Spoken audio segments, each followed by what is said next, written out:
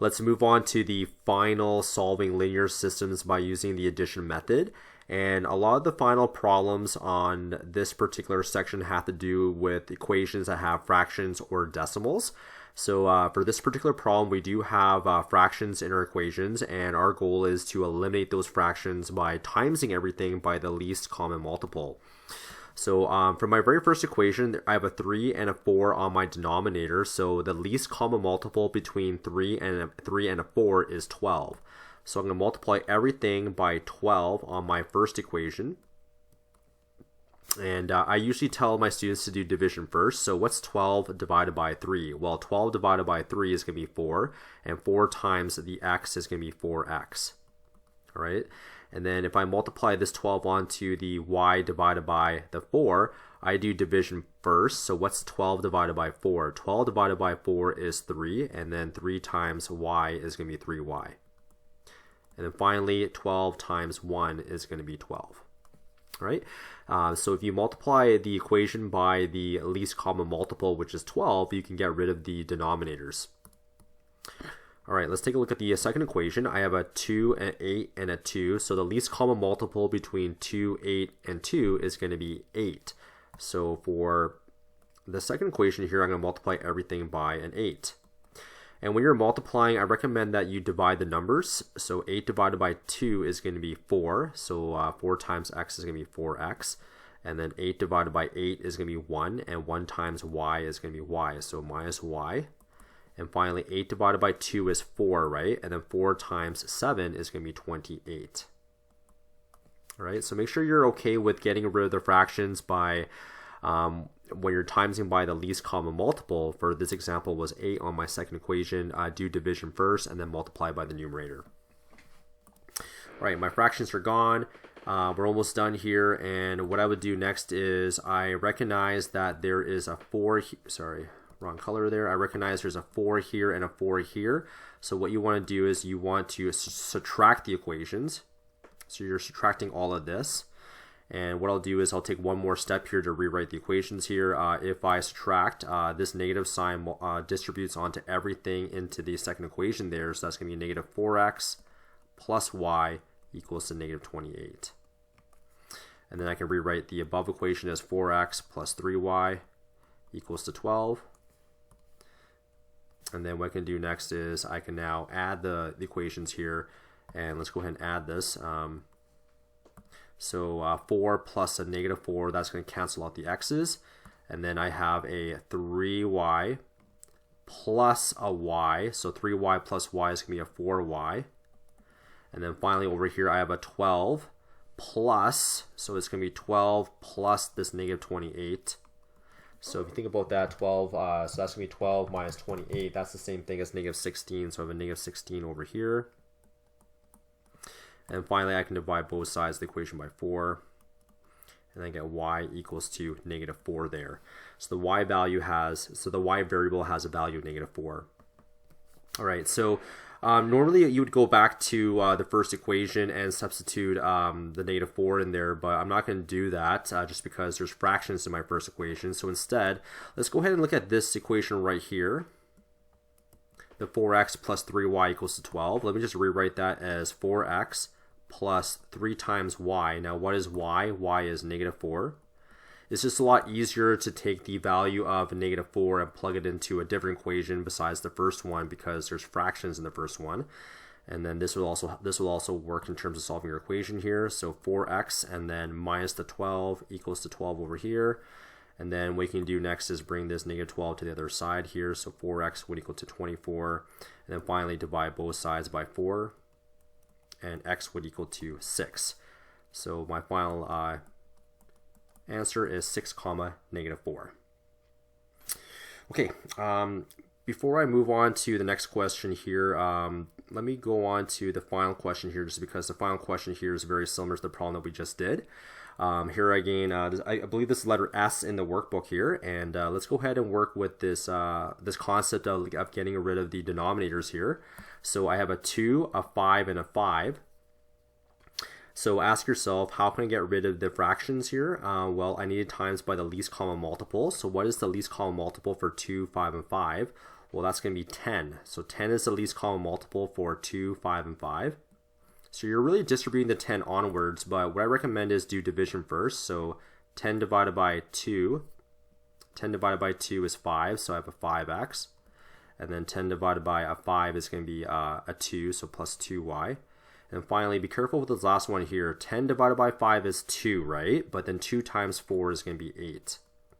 So again, 8 over there. So that's how you can distribute the 10 into everything in the brackets there.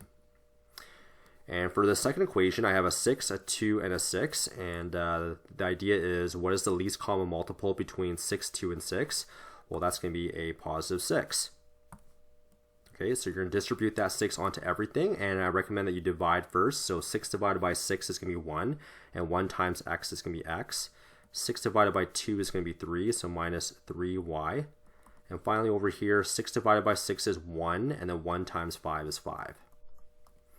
All right, so that's how you can get rid of the denominators there, by timesing by the least common multiple. Now we still have to do some work here, and what I normally do is, if there's a 5 here on the x, the question is, how can I get the same coefficient of a 5 on the second equation there? And what do I need to do now in the second equation is I need to multiply everything by 5. Now the 5 will distribute. If I do that, I get 5x minus 15y equals to 25. If I distribute that 5 onwards, and then the first equation can remain the same, so 5x plus 2y equals to positive 8. And then from here, ask yourself, what can you do to get rid of the x variables? Do you want to add them or subtract them? I have a 5x and a 5x. The best thing to do is you want to subtract them, right? So unfortunately, I will write one more line here just to make sure that we distribute that minus sign onwards. So if I distribute that minus sign onwards to everything, I would get a negative 5x plus a 15y equals to a negative 25. And then over here, I would get a 5x plus a 2y equals to a positive 8. Okay, and now we're kind of ready to do our final steps here. So if I'm adding this, negative 5x minus 5x, the x's will cancel off. If I'm adding this, 2 plus 15y, that's 17y. And if I add 8 plus negative 25, 8 plus negative 25 is the same thing as 8 minus 25. So 8 minus 25 is going to be negative 17. And then I can divide both sides by 17. And y would equal to negative 1. Okay, once I find out that the y variable has a value of negative 1, let's go ahead and use this equation right here in blue. It's nice and easy there. That's going to be 5x plus 2y. And what's the value of y? Well, the value of y was negative 1, so 2 times negative 1, and that's going to equal to 8. So now I have 5x minus 2 equals to 8. 5x equals to 10, and x would equal to 2. So my final answer here is 2 comma negative 1. Okay, let's move on to letter Q here, and letter Q is the one where there's decimals. And when there's decimals, what you need to do is, there's a technique for Math 9 where if you have 2 decimals over here, 2 decimals over there, and 1 decimal over there, you want to get rid of the decimals by multiplying by a factor of 10 or 100. And in this case, since we have 2 decimals over here and 2 decimals over here, you want to times everything by 100. Right? So if you times every single term in the equation by the same number, which is 100 in this case, mathematically you haven't changed the problem. And if I take 0.1 and times it by 100, I get 10. So I get 10x there. Plus, and then if I take 0.01 times by 100, I get 1, so which is 1y. And then if I take a 0.73 and times by 100, the decimal place just moves over 2 spots, and I get 73. So notice that I have very nice integers now, and that happens because I'm timesing everything by 100. And you'll notice with the bottom one too, the first one has a 1 decimal place here, but over here you have 2 decimal places, and then you have 2 decimal places over here. If you have 2 decimal places, you always want to times everything by 100. And that will move the decimal spot over 2 spots. So 0.2 times 100 is going to be 20x. And 100 times 0.05 is going to be 5y. And 1.55 times 100 is going to be 155. All right, so there you go. The decimals are now gone, and what you have to do now is eliminate the x or the y variable. I will go ahead and just eliminate the x variable just because I've gotten into a habit of eliminating the x variable first in this homework video guide. So here's a 10 and here's a 20. How do I make sure that the coefficients are the same? Well, I should multiply the first equation by, not by 5, but by 2. And if I do that, I just distribute the 2 onwards, and I get, 20x plus 2y, and 73 times 2 is going to be 146. And for the second equation, I can just rewrite it as 20x plus 5y equals to 155. Now this is really nice because every single term is positive, so let's just go ahead and subtract now, and we don't need to worry about negative signs changing because everything is positive here. So think about this logically. 20x minus 20x is going to be 0.